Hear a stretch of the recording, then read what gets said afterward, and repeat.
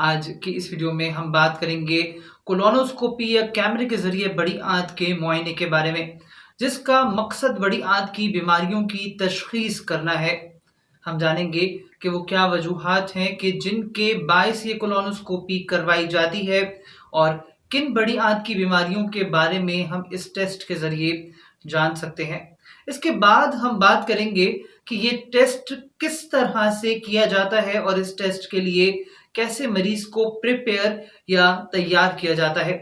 और आखिर में मैं बात करूंगा इस टेस्ट की मुमकिना कॉम्प्लिकेशंस के बारे में कि वो कौन सी पेचीदगियां हैं जो इस टेस्ट से मुंसलिक हैं। अस्सलाम वालेकुम, मेरा नाम डॉक्टर अब्दुल्ला इकबाल है। मैं कंसल्टेंट जनरल सर्जन और बड़ी आंत की बीमारियों का माहिर डॉक्टर और सर्जन हूँ। इससे पहले कि हम शुरू करें, अगर आपने अब तक मेरा चैनल सब्सक्राइब नहीं किया तो सब्सक्राइब कीजिए और साथ में मौजूद बेल का बटन भी ज़रूर दबा दीजिए ताकि आपको तमाम नई आने वाली वीडियोस का नोटिफिकेशन मिलता रहे।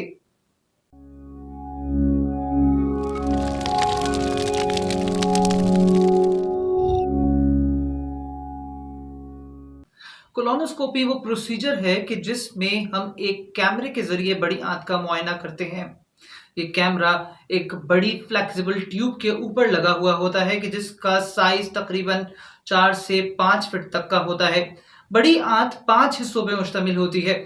नीचे से शुरू करें तो पहले रेक्टम, फिर सिग्मोइड कोलॉन, फिर डिसेंडिंग कोलॉन, फिर ट्रांसवर्स कोलॉन और फिर असेंडिंग कोलॉन आता है। मरीज को किस वजह से ये कोलोनोस्कोपी करवाई जा रही है, इसकी बिना पे हम ये फैसला करते हैं कि क्या मरीज को पूरी बड़ी आंत के मुआयने की जरूरत है जिसे कोलोनोस्कोपी कहा जाता है, या फिर अगर मरीज को पूरी बड़ी आंत के मुआयने की जरूरत नहीं है तो हम सिर्फ बड़ी आंत के एक हिस्से का मुआयना कर सकते हैं जिसे सिग्मोइडोस्कोपी कहा जाता है। ये सिग्मोइडोस्कोपी या कोलोनोस्कोपी 3 तरह की हो सकती है या इसके करने के 3 मकासद हो सकते हैं। नंबर 1, डायग्नोस्टिक कोलोनोस्कोपी, यानी अगर किसी मरीज को बड़ी आंत से रिलेटेड कोई सिम्टम्स हैं या अलामात हैं तो ये कोलोनोस्कोपी करवाई जा सकती है। नंबर 2, थेराप्यूटिक कोलोनोस्कोपी, यानी अगर किसी मरीज को बड़ी आंत की कोई बीमारी है और इसका इलाज कैमरे के जरिए किया जा सकता है तो इसका इलाज के लिए ये कोलोनोस्कोपी की जा सकती है। और नंबर 3, स्क्रीनिंग कोलोनोस्कोपी, यानी अगर किसी मरीज को बड़ी आंत से रिलेटेड कोई सिम्टम्स नहीं है या अलामात नहीं है मगर इसके बावजूद हम कोलोनोस्कोपी करवाएं तो इसे स्क्रीनिंग कोलोनोस्कोपी कहा जाता है। अब हम बात कर लेते हैं कि वो क्या वजूहात हैं या वो क्या अलामात हैं कि जिसके बाइस किसी मरीज को ये फैसला लेना चाहिए है कि उसे ये कोलोनोस्कोपी करवानी चाहिए है या नहीं। नंबर 1, अगर किसी मरीज को बड़े पेशाब की जगह से खून आ रहा है तो ये समझ लें कि ये खून मुमकिन है कि बवासीर की वजह से हो, मगर इसके साथ साथ ये भी मुमकिन है कि ये खून बड़ी आंत में किसी अल्सर या कैंसर के बायस आ रहा हो, तो उस सूरत में ये जरूरी है कि मरीज को कोलोनोस्कोपी करवाई जाए। अगर किसी मरीज को मुसलसल मोशंस रह रहे हैं यानी मुसलसल डायरिया है तो ये इरिटेबल बाउल डिजीज की वजह से हो सकता है, या फिर ये क्रोहन्स डिजीज या फिर अल्सरेटिव कोलाइटिस की वजह से हो सकता है। इन बीमारियों की तशखीस कोलोनोस्कोपी के जरिए ही की जाती है और इसलिए कोलोनोस्कोपी करवाना जरूरी है। अगर किसी मरीज को शदीद कब्ज है कि जिसकी वजह का तयन नहीं हो रहा तो उस सूरत में मरीज को हो सकता है कि कोई आंत में ट्यूमर हो कि जिसकी तशखीस के लिए भी कोलोनोस्कोपी निहायत जरूरी है। अगर किसी मरीज में अल्ट्रासाउंड के जरिए या सीटी स्कैन के जरिए या पहले की गई डायग्नोस्टिक कोलोनोस्कोपी से इस बात का इल्म हुआ हो कि मरीज को बड़ी आंत में कोई प्रॉब्लम है तो इसकी बायोप्सी के लिए ये कोलोनोस्कोपी करवाई जा सकती है।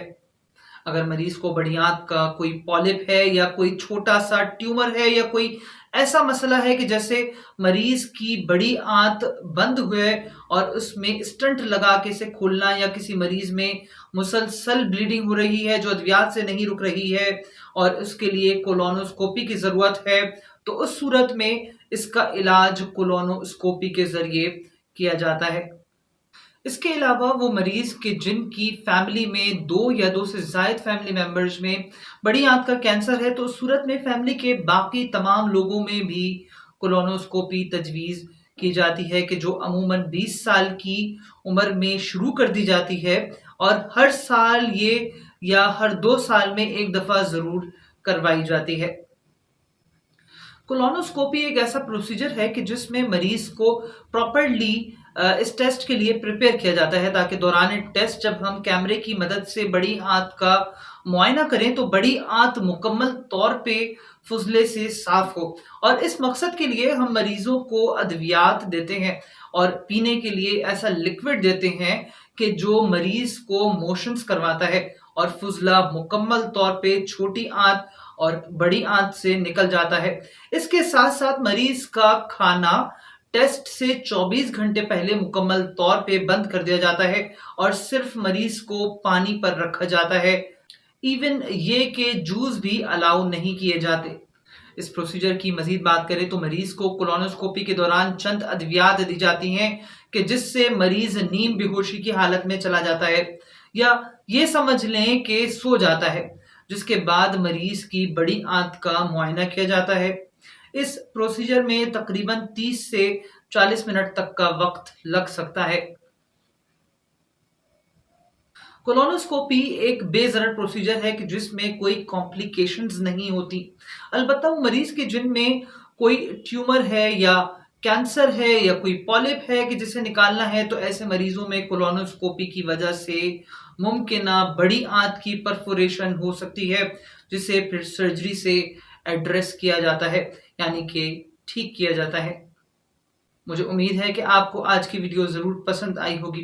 अगर आपका कोई सवाल है या आप किसी बीमारी के मुतल्लिक कुछ पूछना चाहते हैं या आप बड़ी आंत की बीमारी के मुतल्लिक कुछ पूछना चाहते हैं या आप कोलोनोस्कोपी कराना चाहते हैं, तो आप मुझसे अपॉइंटमेंट लेके राब्ता कर सकते हैं। मेरा कॉन्टैक्ट नंबर है 0321 236 3611। आज के लिए इतना ही। मैं डॉक्टर अब्दुल्ला इकबाल। अल्लाह हाफ़िज़।